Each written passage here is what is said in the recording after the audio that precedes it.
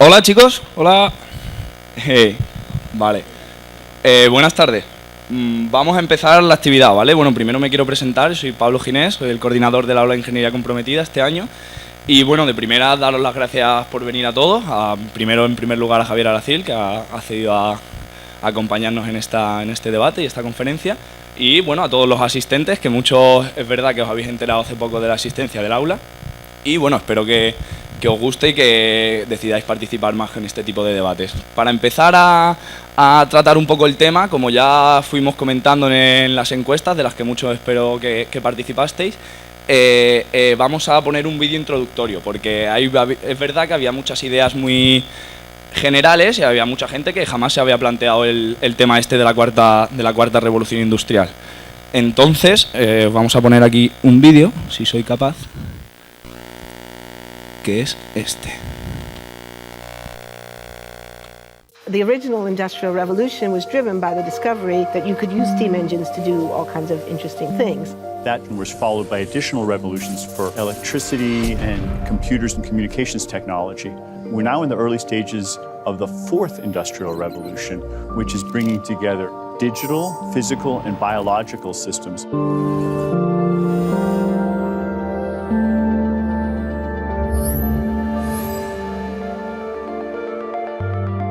One of the features of this fourth industrial revolution is that it doesn't change what we are doing, but it changes us.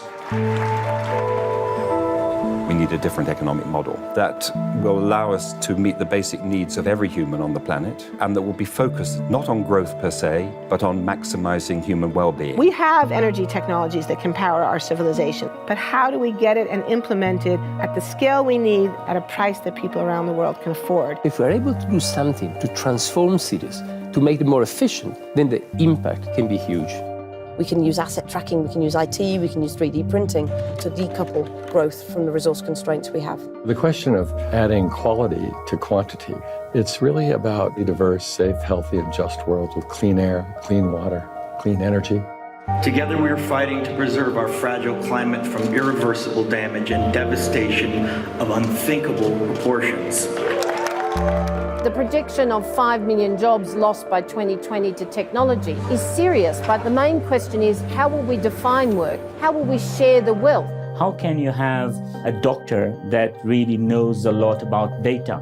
How can you have a biologist that knows about medicine? We have to create a space that enables people to think freely, to think divergent thoughts, to think creative thoughts. We really need new education or new training. We're working with A World in Motion and FIRST Robotics, trying to encourage students from third grade all the way up through the end of high school to pursue science, math, and different technologies. It's this ability of digital technology to change outcomes, to truly empower people that can create a more equitable growth. Fourth Industrial Revolution has the potential to make inequalities visible and to make them less acceptable in the future. I was the first person in the world to be able to voluntarily move my legs while stepping in a robot. The cure will be possible if enough of the right people have the will to make it happen. We're seeing this incredibly exciting convergence of genome editing, DNA sequencing. Governments have a very important role to play in enabling the safe and effective use of technologies. We need to take responsibility at every level of society to adapt to these technological challenges, which are redefining what it means to be completely embedded in this world. Even though we have everyday problems we have to solve, we have to find a way to lay the foundations for the innovations of tomorrow. Vale. Bueno, espero y creemos que esto empezará a sembrar un poquito de duda y de semillita para el posterior debate en vuestras cabezas. Hola, buenas. Yo soy Marco Montes, también soy integrante de la Ingeniería Comprometida y por muy lejanas que puedan llegar a parecer estas imágenes, cada vez están más a la orden del día.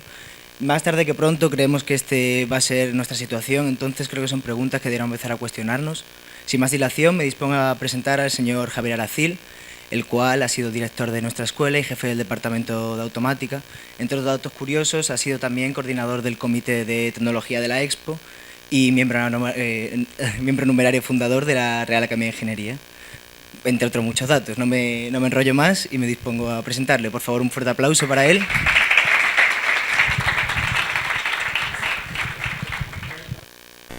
Bueno, estupendo. Pues, como decía, me he pasado la vida en clases, tanto en ese lado como en este. La segunda etapa, por supuesto, en este lado. Y es para mí un placer recuperar este ambiente que, ya digo, ha sido el ambiente en el que me he desenvuelto prácticamente toda la vida.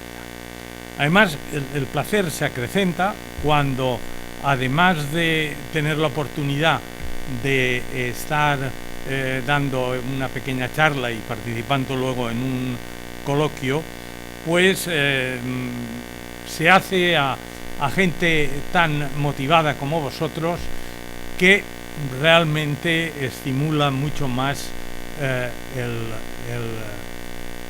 deseo de comunicarse.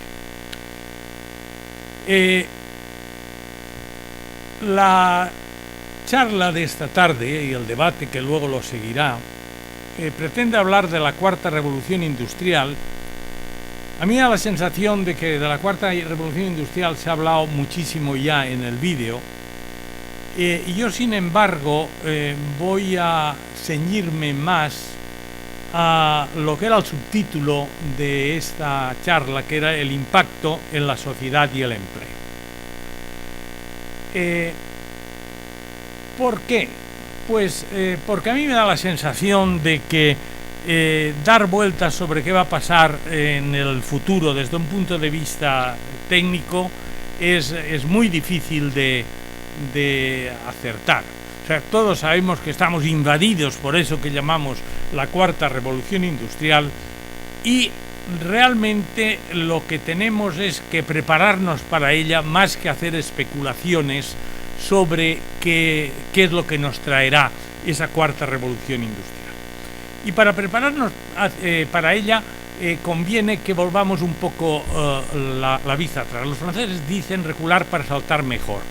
Entonces, para entrar un poquito más en el mundo moderno, conviene que volvamos la vista atrás y que, al menos en la primera parte de esta charla, recuerde los grandes rasgos de lo que nos ha llevado al mundo en el que nos encontramos actualmente, ya plenamente inmerso en el mundo técnico.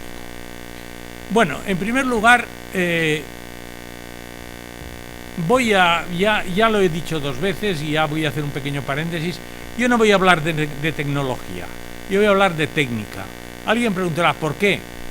Realmente, al aclarar por qué hago esta elección, nos llevaría casi toda la conferencia. No lo voy a hacer, solamente voy a recordar que estamos en una escuela técnica superior, es decir, que tradicionalmente, hasta hace unos años, la palabra que normalmente se usaba era técnica. Lo que pasa es que estamos bajo la influencia del imperio.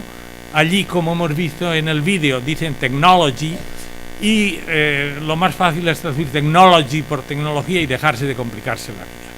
Entonces, todo el mundo habla en la prensa, los políticos, incluso algunos académicos hablan de tecnología. Yo voy a eludir esta palabra. Si algún día queréis saber lo que pienso al respecto, con mucho gusto lo explico. Entonces voy a hablar siempre de técnica, y cuando digo técnica, en vuestros registros, si eso nos causa excesiva perturbación, debéis de entender tecnología. Bien, entonces, empezando, y perdona que me remonte tanto, porque una cosa es que reculemos un poco para saltar mejor y otra cosa es que nos vayamos hace 2 millones de años, pero vamos a pasar muy rápidamente por esa época, pero no la vamos a eludir. Hace 2 millones de años el género Homo aparece sobre la Tierra. O sea, esto que somos, que hemos llegado a ser nosotros, estas personas vestidas, viviendo en un ambiente muy artificial, disponiendo de múltiples útiles, como iremos viendo hoy a lo largo de esta charla, apareció eso de una forma, por una evolución de unas transformaciones que se produjeron por razones que los especialistas pues discuten y se lo pasan muy bien, a partir de un determinado simio, el australopiteco, pues de una forma más o menos compleja, pero esencialmente es lo que voy a decir. Estos simios se pusieron de pie, parece que en el este de África, porque allí había desaparecido los bosques que caracterizan, por ejemplo, actualmente todavía el Congo, o sea que el Congo era una zona muy... el centro de África era todo muy lluvioso, pero se produjo la falla del Rift, y a partir de eso, en un lado de África aparecieron las sabanas y en el otro aparecieron o permanecieron los bosques húmedos que todavía continúan, que es lo que hay en el Congo. Bueno, pues en la parte más seca, que es la parte de la derecha, la parte este de África, algunos simios empezaron a andar por las praderas. Realmente estos simios empezaron a obtener una notable ventaja evolutiva si permanecían en pie, si permanecían erectos, y eso les dio cierta ventaja, y el caso es que continuaron esos simios evolucionando, y al final les empezó a crecer el cerebro, evolucionaron, y al final nosotros estamos al final de ese recorrido. Pero el caso es que estos simios empezaron a hacer algo que es trascendental en la historia del hombre. Empezaron a ser útiles. Empezaron a ver que el mundo que les rodeaba lo podían transformar. Al principio de una forma enormemente elemental. Cogían piedras de sílex, esto lo habrán contado ya 1000 veces desde el bachillerato, incluso posiblemente antes, las percutían unas sobre otras, con eso hacían lascas, con esas lascas empezaron a hacer flechas, en fin, empezaron a hacer cosas, luego cosas mucho más evolucionadas, empezaron a hacer arcos, empezaron a dotarse de una serie de instrumentos, hasta el punto de que hoy en día los antropólogos identifican los restos de estos simios y dicen que son humanoides si en el entorno de estos restos, cuando encuentran unos huesos, una calavera, un fémur, lo que sea, sospechan que se nos encontramos ante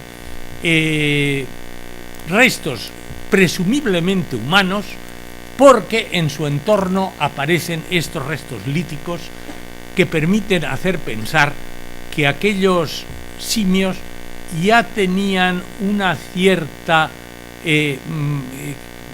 capacidad para transformar su entorno, es decir, ya eran capaces de concebir que más allá del comportamiento genéticamente heredado, que es el que tienen todos los animales, este animal nuevo, esta variante del simio, era capaz de concebir cosas, sacarle provecho a cosas que no estaban genéticamente determinadas.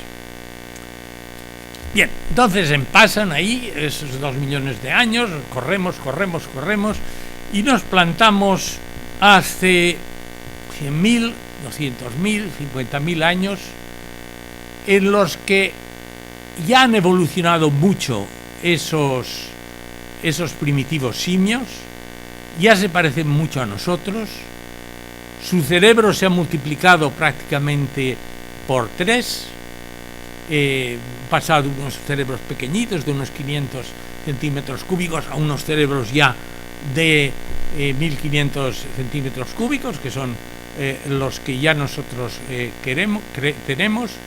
Aparentemente hace 50, 60, 70.000 años, 100.000, ya los restos fósiles que se detectan ya se parecen mucho a nosotros.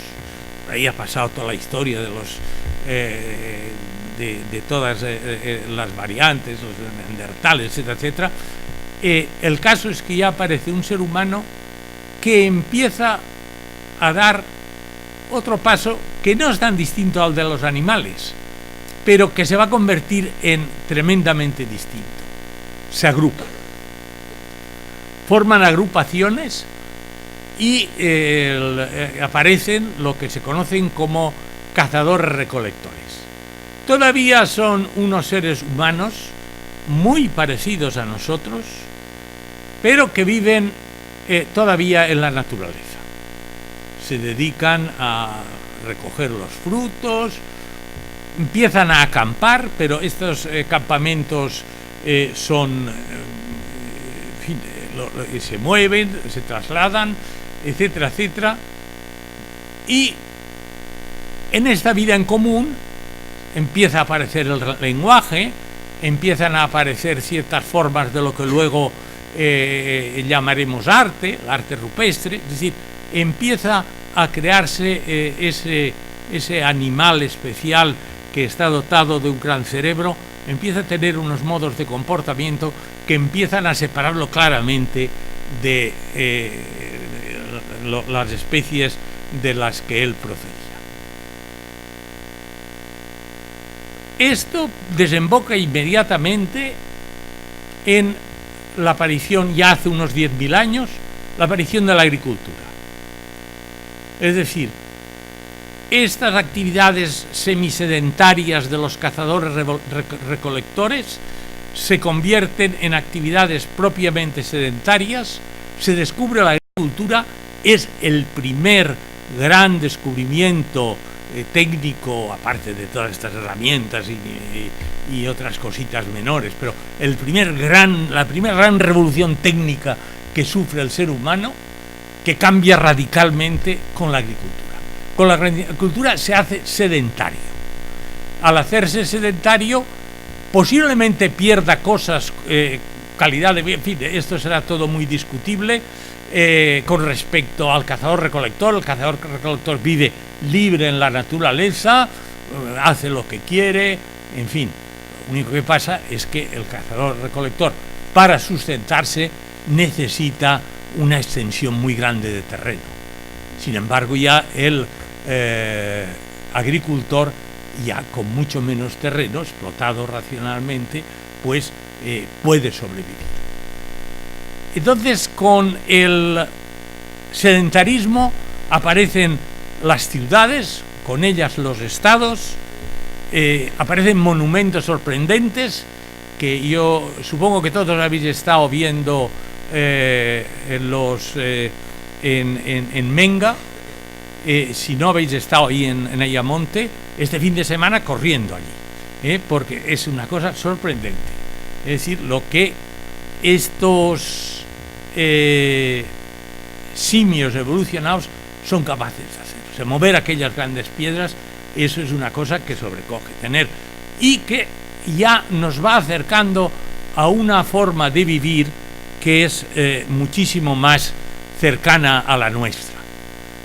En las ciudades se desarrolla, por una parte, el lenguaje, se asienta, se vive una vida social urbana.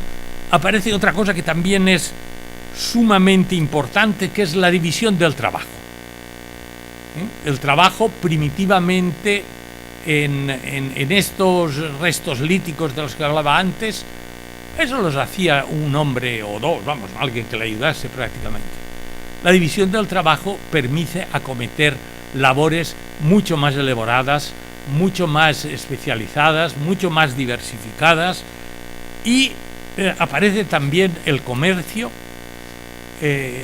aparece la banca, y ya en este rápido recorrido ya nos vamos adentrando en lo que se llama la Edad Media, pero esto en la civilización occidental, en China, en Mesoamérica, etcétera, corren líneas paralelas. El caso es que aparece el comercio y la banca, empiezan a producirse las primeras acumulaciones de material, de riqueza, estas acumulaciones de riqueza, desde luego su importancia, pues son la base del posterior desarrollo.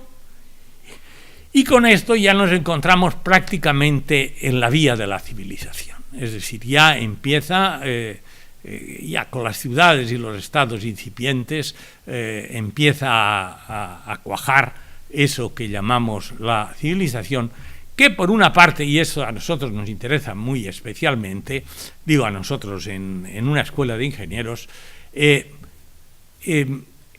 se produce en paralelo con la erección del mundo artificial. Es decir, ese simio que hemos visto evolucionar y que hemos visto adoptar distintas técnicas y ir inventando cosas, sobre todo el ser humano originalmente es alguien que hace útiles, que hace instrumentos. Ese ser humano va creando un mundo de artificios. Cada vez el ser humano, nosotros, empezamos a vivir más distanciados de la naturaleza. Pero bueno, en la época a la que estamos comentando, digamos, la Edad Media, el Renacimiento, todavía esa separación de la naturaleza no es tan acusada como lo es ahora. Todavía la economía tiene una base fundamentalmente agrícola, aunque haya pequeñas incipientes factorías, incluso en el mundo romano, las factorías de garum, que se pueden visitar todavía en la costa de Cádiz y en muchos sitios. En fin, empieza a producirse algo semejante a una factoría, pero todavía eso es muy, muy pobre, muy incipiente. El hombre todavía vive bastante en contacto con la naturaleza. Es decir, el final de las ciudades o de los pueblos, de las grandes ciudades, las grandes Roma, etcétera, los pueblos, y eso pasa todavía ahora, cuando se acaban las casas empieza el campo de alguna manera. Todo eso va restringiéndose al aumentar el tamaño de las ciudades y el mundo artificial empieza a rodearnos. Es decir, empezamos conscientemente a pretender modificar la naturaleza para extraerle el beneficio que somos capaces de imaginar que nos puede dar. La idea de que se modifica la naturaleza mediante artificios es consustancial al desarrollo de la técnica. Tanto la agricultura, pensad que todas las plantas que comemos, todos los animales que comemos y progresivamente los productos del mar, que todavía algunos de ellos son naturales, las plantas y los animales ya todos son artificiales. Son artificiales en un sentido muy claro y muy estricto.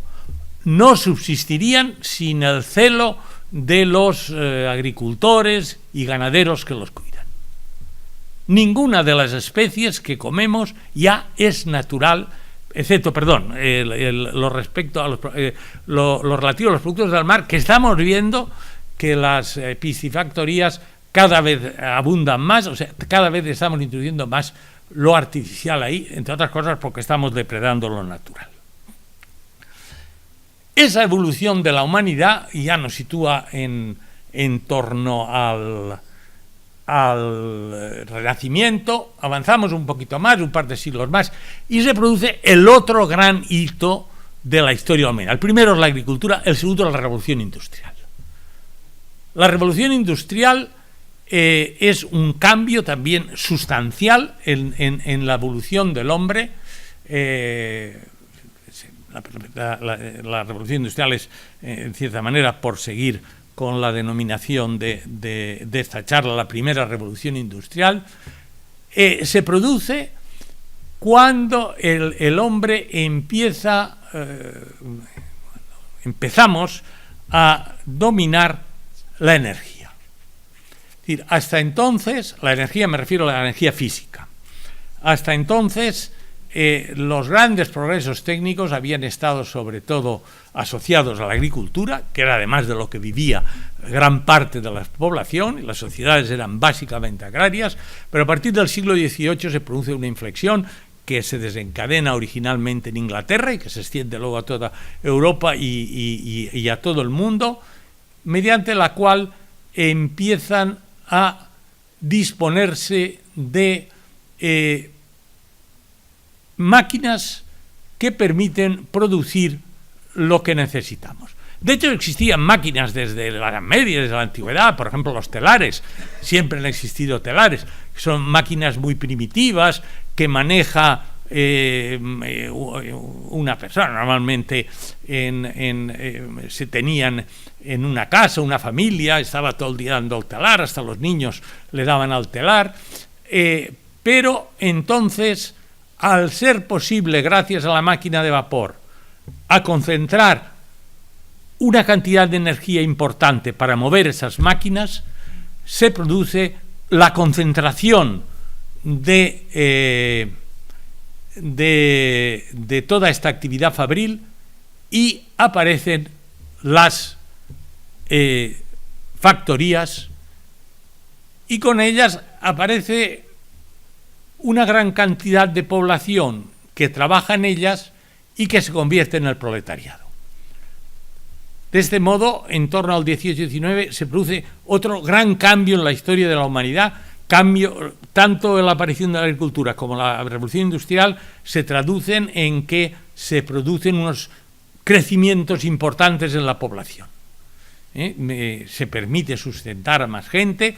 Aparecen con el mundo industrializado también una serie de cuestiones como son la medicina, la higiene, etcétera, que permiten que disminuya sensiblemente la mortalidad infantil, y el resultado de ello es que se produce un enorme crecimiento de la población.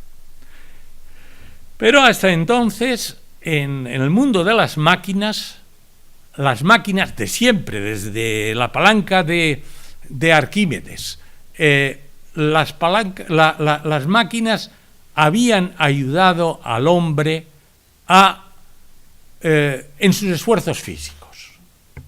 Es decir, si alguien ve, por ejemplo, como comentaba hace un momento, los monumentos de Menga, se dará cuenta de que para haber movido aquellas piedras tenían que haber necesitado unas máquinas, no máquinas, sino jugar con los recursos que ellos tenían, con rodillos deslizantes, empujando, etcétera. Y todo ese esfuerzo es el que a partir del 18 empiezan a suplir las máquinas. Las máquinas empiezan a hacerse cargo del trabajo físico de aquel simio que al principio de la charla hemos comentado que se reconvierte o que empieza a crecerle el cerebro con una excrescencia, una cosa rara, y empieza a desarrollar unas habilidades que hasta entonces no tenía. Así llegamos al siglo XVIII y al mundo de las máquinas. Este mundo donde las máquinas se multiplican, se extiende, aparecen las máquinas eléctricas, aparecen los aviones, la química, todo. Pero esto todos son básicamente máquinas que sustituyen al esfuerzo humano. O sea, el transporte antes se hacía con caballos, el transporte de sangre, luego ya se empieza a hacer con máquinas, y estas máquinas empiezan a aparecer, a invadir ese mundo artificial que había empezado a gestarse allá en la antigüedad y que todavía uno, cuando visita restos arqueológicos, le sorprende cómo, vamos, sin ir más lejos, aquí en Itálica, cómo se organizaban aquellas pequeñas ciudades. Todo eso empieza a aumentar, a desbordarse, y ya llegamos al siglo XX y se produce otra nueva gran revolución que ya nos conecta con lo que se veía en el vídeo de antes, que es la revolución digital.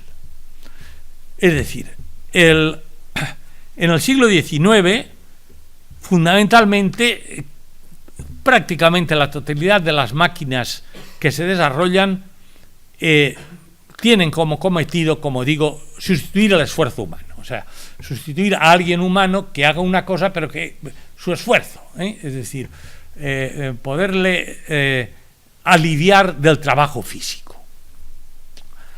Excepto una cosa que empieza a desarrollarse en el XIX muy sutilmente y que luego tiene una importancia enorme, y es la transmisión de información. Cuando aparece, se descubren los fenómenos eléctricos, que sorprenden enormemente en un principio y que fascinan, todo el mundo ha leído o ha visto la película o le han contado la historia de Frankenstein, es la época en que los médicos se sorprenden enormemente de ver que aplicando un par de polos eléctricos a unas ranas, a los muslos de unas ranas muertas se contraen. Entonces empieza a pensarse que ahí pasa algo curioso e interesante, pero sobre todo son los ingenieros, lo que luego serán los ingenieros de telecomunicación, los que descubren que la electricidad sirve muy bien para transmitir información. Que una cosa tan simple, y es la primera aplicación histórica de la electricidad, es la transmisión, el telégrafo. El telégrafo es una cosa extraordinariamente simple en su fundamentación física. Bien es cierto que cuando se descubre el telégrafo ya existían telegrafistas, es decir, no es que el telégrafo se descubra gracias a la electricidad, sino que desde siempre se ha pretendido, los seres humanos han pretendido transmitir información, los tantans en la selva, las señales de humo, las señales con fuego desde las torres. En Andalucía es posible ver que existen de la época árabe, existen una serie de torres desde las cuales se podía transmitir la información. Incluso a principios del 19 había una cosa que es muy interesante, que son los semáforos ópticos. Los semáforos ópticos eran una especie como de aspas de molino, mediante las cuales de uno a otro, con un código ya muy semejante al que luego se emplearía con la electricidad, se movían esas aspas y se transmitían información codificada de una forma muy semejante a como luego sería con la electricidad.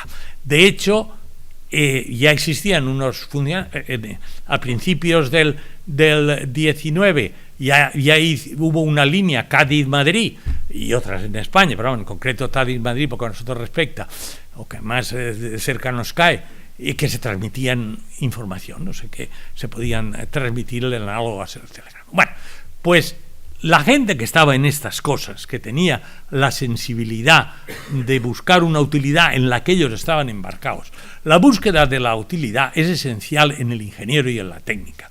Es lo que nuestro antepasado simio buscaba con aquellas lascas, es buscar algo útil.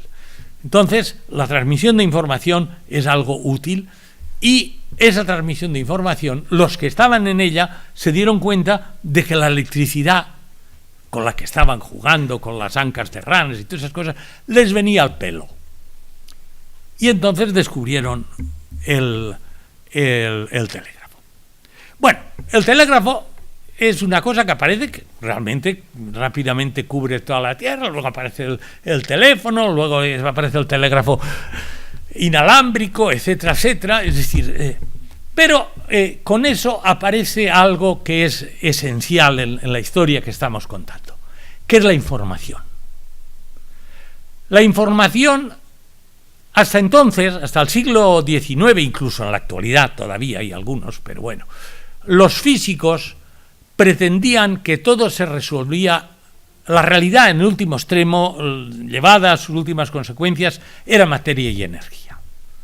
Es decir, que con el concepto de materia y con el concepto de energía, que luego con la teoría de la relatividad, como se sabe, se funden, con eso teníamos ya la base suficiente para comprender el mundo físico que nos rodeaba.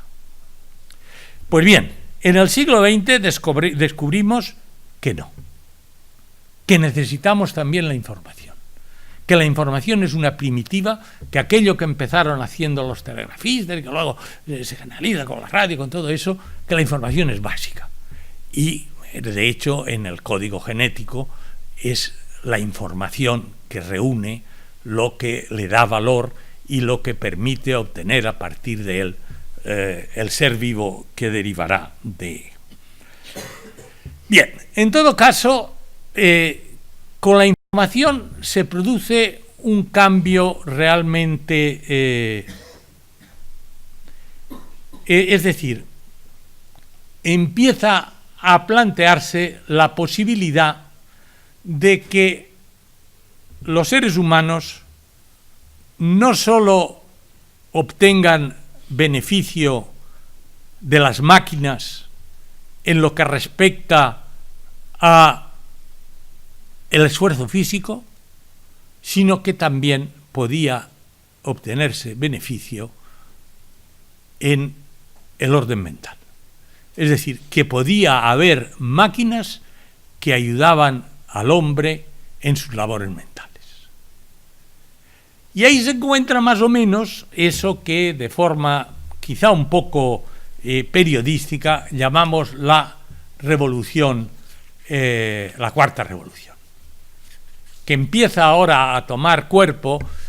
En mi opinión es una denominación más mediática que otra cosa, pero bueno, sirve para entendernos y todos sabemos de qué estamos hablando cuando hablamos de la cuarta revolución industrial. Y básicamente es decir, toda la historia de la técnica como la de la ciencia, como la historia del hombre es acumulativa, es decir, no es decir que ahora estamos con la información y nos olvidamos de las máquinas. Las máquinas ahora están presentes, y las máquinas me refiero a mecánicas, las que hacen esfuerzo físico, pero ahora ya actúan en conjunción.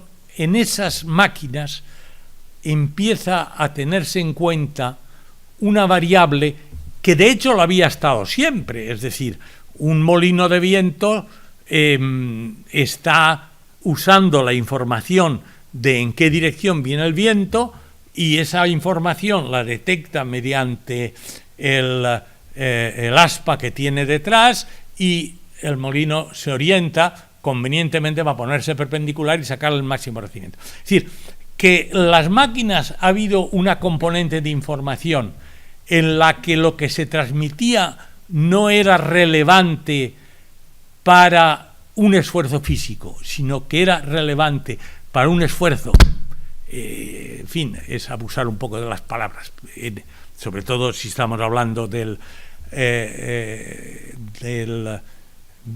máquinas elementales como estas.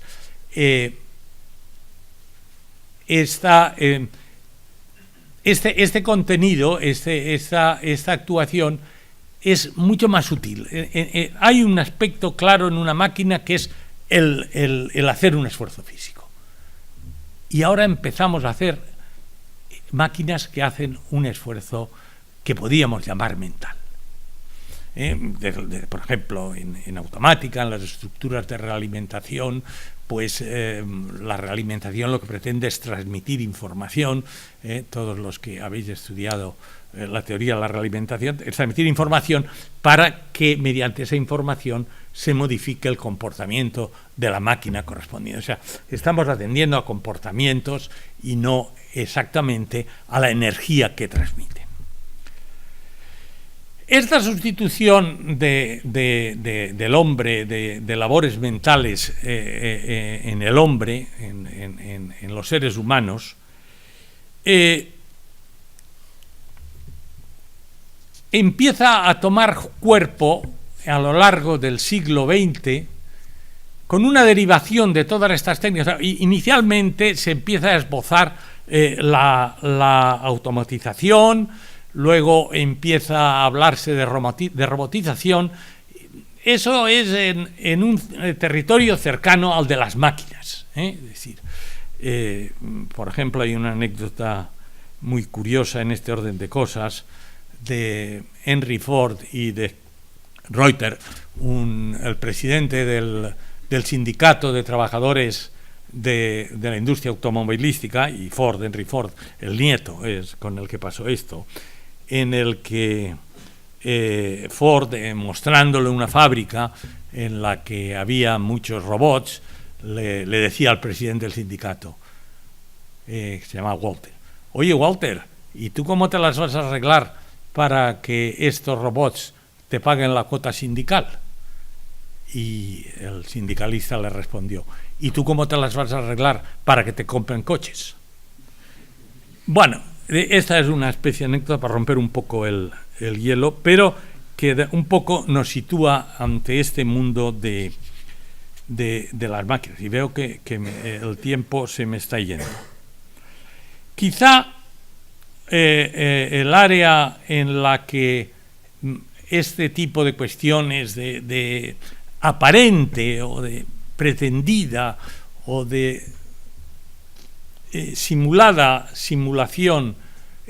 sustitución de la mente sea la inteligencia artificial.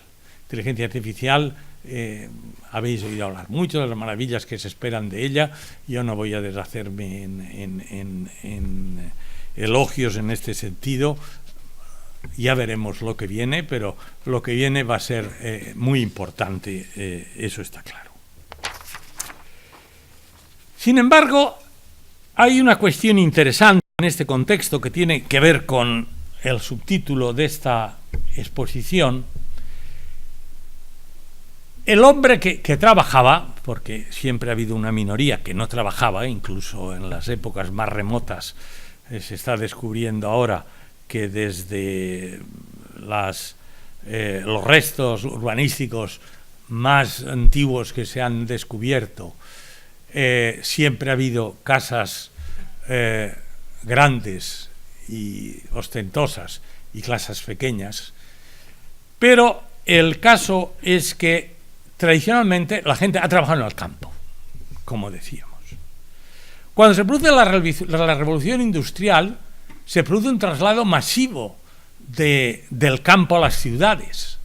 Ya hemos dicho, aparece el proletariado, y entonces aparece un trabajo que en principio es físico y que va, según se van mecanizando las máquinas que se emplean en las fábricas, se va transformando en más un trabajo de supervisión, de gestión, pero en todo caso es un trabajo ligado a la producción física, a la producción de bienes físicos. Sin embargo, en la medida en que aumenta empieza a desarrollarse la automatización y la robotización, esos trabajos físicos empiezan cada vez más a ser posible que los lleve a cabo una máquina.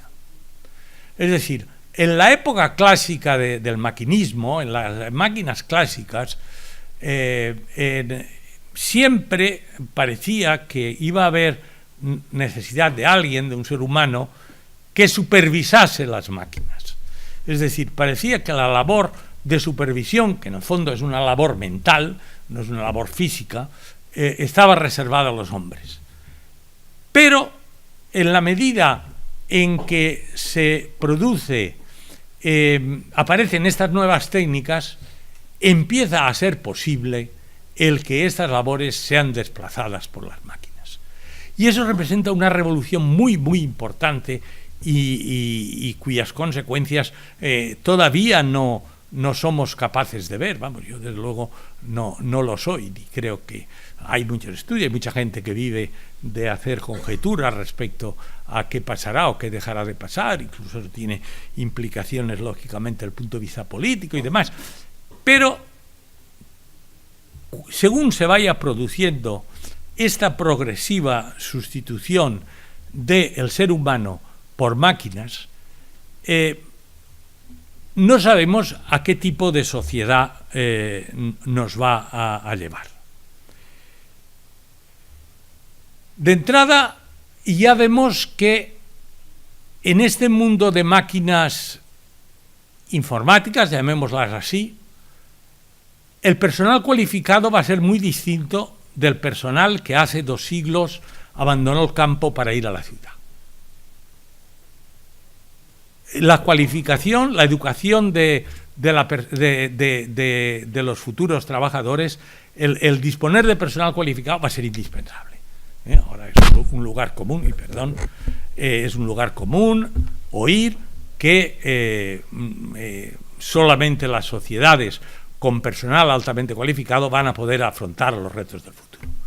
Y esto es una cosa que me parece que es clarísima. También hay que decir, y yo tengo aquí bastante más cosas que decir, pero ya estoy viendo que me estoy excediendo el tiempo que se me había dado, y voy a acabar con otro par de comentarios en este orden de cosas. O sea, es indudable que estos cambios en el mundo del empleo están conduciendo a la desigualdad social. Ese es un hecho claro, quizá porque antes alguien no cualificado siempre podía irse a la obra, también ahora se puede ir a la obra, pero eso se va a ir restringiendo, porque al final incluso en la construcción los prefabricados y demás van a acabar invadiendo. Y entonces nos encontramos ante un problema importante con el que en gran medida los ingenieros vais a tener que enfrentaros. Digo los ingenieros porque en el mundo en el que nos acercamos, el ingeniero no solo va a tener que saber cómo se hace tal o cual cosa, cómo se hace cual artilugio, sino qué consecuencias sociales derivan de ello. Con eso no quiere decir que tenga que parar el progreso, pero sí tendrá que acompasar el paso. Otra cuestión que me parece importante resaltar en este orden de cosas es que hemos hablado exclusivamente de las cuestiones relacionadas con los últimos progresos relacionados con la automática y la robotización. Hay, sin embargo, un mundo inmenso de una trascendencia posiblemente muy superior, al menos esa es mi impresión, al de la informática y al de las máquinas pensantes, etcétera, etcétera, que es el mundo derivado a la genética, el mundo derivado de la biología. Hasta el punto de que, en mi opinión, uno de los grandes problemas que acechan actualmente a la sociedad humana es la posibilidad de que derive en una población dual. Una población dual ha existido siempre. Siempre han existido ricos y pobres. Lo que pasa es que ahora los beneficios médicos a los que van a poder acceder los ricos, no sabemos cuánto tiempo los van a poder seguir, es decir, si va a ser o no sostenible una seguridad social para todos, o si al final derivarán unas ventajas exclusivamente para, no voy a decir los ricos, sino los pueblos ricos, o sea, las regiones con mayor potencial de desarrollo. Porque en la medida en que entre las mejoras que se puedan introducir sean aquellas relativas a nuestra propia especie, es decir, nuestra propia especie, desde aquel simio que veíamos antes hasta la actualidad, ha sido capaz de romper algo que era tradicional en todas las especies, y es que se adaptaban al medio. Nosotros nos estamos adaptando al medio, pero de aquella manera. Estamos modificando el medio para que nos sea cómodo a nosotros. Y esta modificación del medio está llegando no solo a modificar el medio, sino a modificar nuestra especie. Es decir, está a la vuelta de la esquina, y ya leemos todos los días en la prensa, y si tenemos amigos médicos, amigos de medicina, de biología y tal, está a la vuelta de la esquina la posibilidad de construir, incluso ya hay novelas que hablan del hombre aumentado, construir una especie más avanzada. ¿Y cómo podremos hacer convivir todo eso? Bueno, pues ahí ya aparece un problema político importante, puesto que va a ser la gestión de los progresos técnicos, bien los relacionados con la ingeniería, que son los que hemos comentado mayormente durante toda esta exposición, ligados a las máquinas, sean máquinas mecánicas para sustituir el esfuerzo físico o sean máquinas informáticas para ayudarnos al esfuerzo mental, o sean las asociadas a otra profesión muy parecida a la ingeniería, que es la medicina. La medicina se parece mucho a la ingeniería, en el sentido de que es una profesión de servicio público, que su misión es, si nosotros es construir artefactos con un determinado, los médicos es curar a la gente, lo cual no es, en fin, moco de pavo, ¿verdad? O sea, y la incidencia de las posibilidades que se abren a la medicina con los nuevos desarrollos biológicos, pues no sabemos a dónde nos van a llevar, pero en fin, la situación es más o menos complicada. Yo, para acabar, solo diré que todos los amigos, conocidos americanos, bien situados, todos han pasado los 100 años. Muy bien, nada más, gracias.